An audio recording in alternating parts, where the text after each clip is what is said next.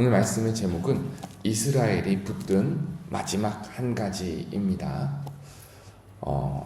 여러분 혹시 여러분 삶 속에서 나는 이것 하나만큼은 절대로 포기할 수 없다, 포기하기 정말로 어려운 한 가지가 있습니까?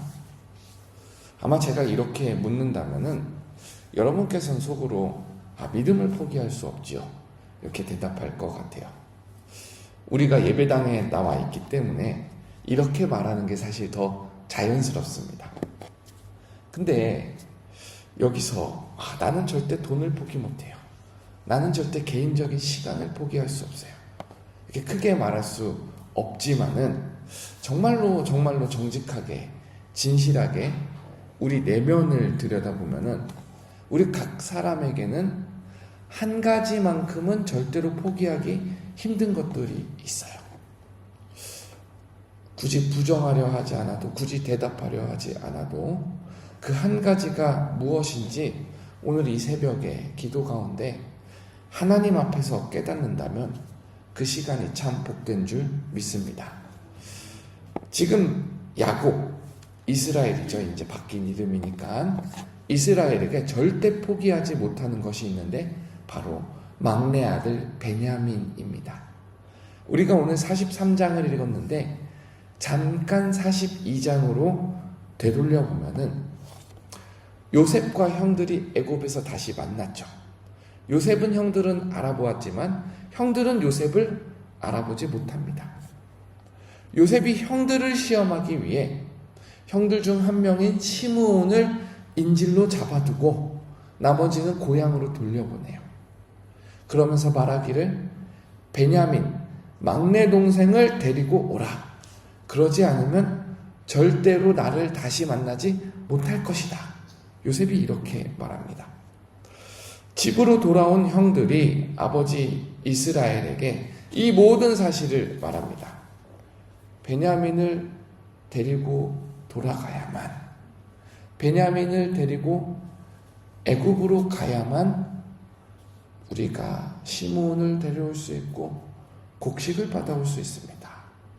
형들이 이렇게 보고를 하니까 야곱, 이스라엘이 대답합니다. 한번 눈으로 읽어보세요. 42장 38절입니다. 야곱이 이르되 내 아들은, 여기서 내 아들은 베냐민이죠, 너희와 함께 내려가지 못하리니 그의 형은 요셉입니다. 죽고 베냐민만 남았습니다. 만일 너희가 가는 길에서 재난이 베냐민에게 미치면 너희가 내 흰머리를 슬퍼하며 수올로 내려가게 함이 되리라. 야곱이 베냐민이 만약에 죽는다면은 자기가 슬픔에 잠겨 죽어버릴 거라고 말을 하는 거예요. 우리는 여기서 확실하게 알 수 있습니다. 베냐민은 야곱에게 있어서 자기 생명보다 귀한 존재이고, 야곱은 무슨 일이 있어도 지금 절대로 포기하지 못하는 그 한 가지가 베냐민입니다. 자, 이제 43장으로 넘어옵니다. 형들이 애굽에서 곡식을 가져왔는데 그 곡식을 가져오고 나서 얼마 가는 시간이 지났어요. 43장 1절에 그 땅의 기근이 심하고, 여러분 성경이 참 신기하고 너무나도 자세하게 쓰여진 것이 지금까지 기근이 있었다라는 말이 41장에도 나오고 42장에도 나왔어요. 그때마다 기근이라는 단어가 나올 때 기근이 있었다라고만 말을 합니다. 근데 43장 1절에 딱 넘어오니까 뭐라 그러죠? 기근이 심하고, 히브리어로 바로 번역하자면 기근이 무겁게 심하다라는 말이에요.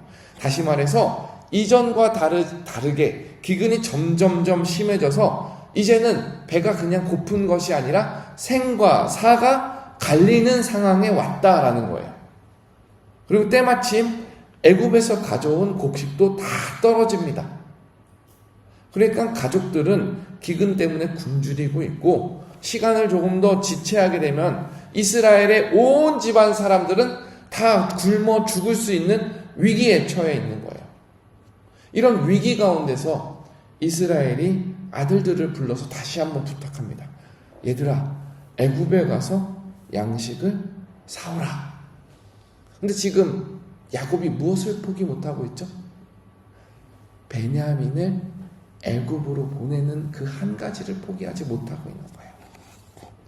이 사실을 유다가 너무 잘 알고 있습니다. 우리 3절 말씀 한번 유다가 아버지에게 뭐라고 말하는지 읽어봅시다. 시작. 유다가 아버지에게 말하여 이르되 그 사람이 우리에게 엄히 경고하여 이르되 너희 아우가 너희와 함께 오지 아니하면 너희가 내 얼굴을 보지 못하리라 하였으니, 이 말씀이 오늘 우리가 집중해서 볼 핵심 구문입니다.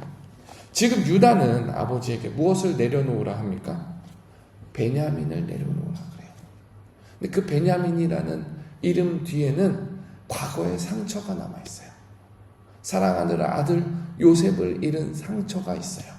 그리고 그 요셉을 잃은 상처에 휩싸여서 베냐민에게 더욱더 집착하고 베냐민과 형들을 더욱더 분리하고, 그러는 가운데 형들은 더 못 믿고 가정의 불화가 그 모든 것에서 시작되어 있는 거예요.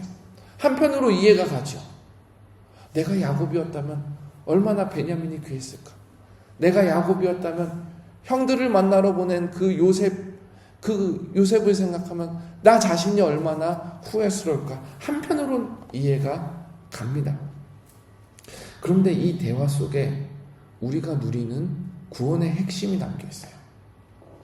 야곱이 붙들고 있는 그 베냐민은, 야곱이 베냐민을 내려놓는 순간에 하나님께서 예비해 두신 구원 역사를 만나는 순간으로 바뀌게 되는 거예요.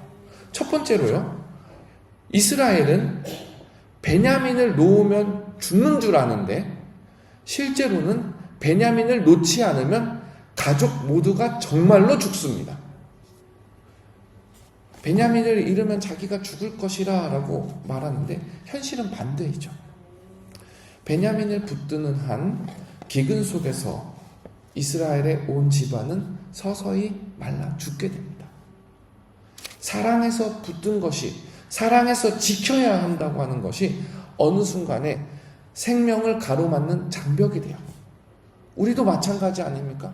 하나님 앞에, 하나님 나 이거 너무나도 소중한데요, 이것만은 지켜주셔야 되는데요, 이것만은 절대로 저한테 가져가지 말아셔야 되는데요, 그것이 어느 순간에 내 영혼의 건강을 해하고 있는 독소가 될 수 있는 거예요. 하나님께서 우리에게 물어봅니다. 베냐민을 붙들고 혼자서 살 수 있느냐를 물어보는 거예요. 우리가 그렇게 소중하게 여기는 것을 붙들고 순종 없이 살 수 있느냐라는 것을 물어보는 것이죠.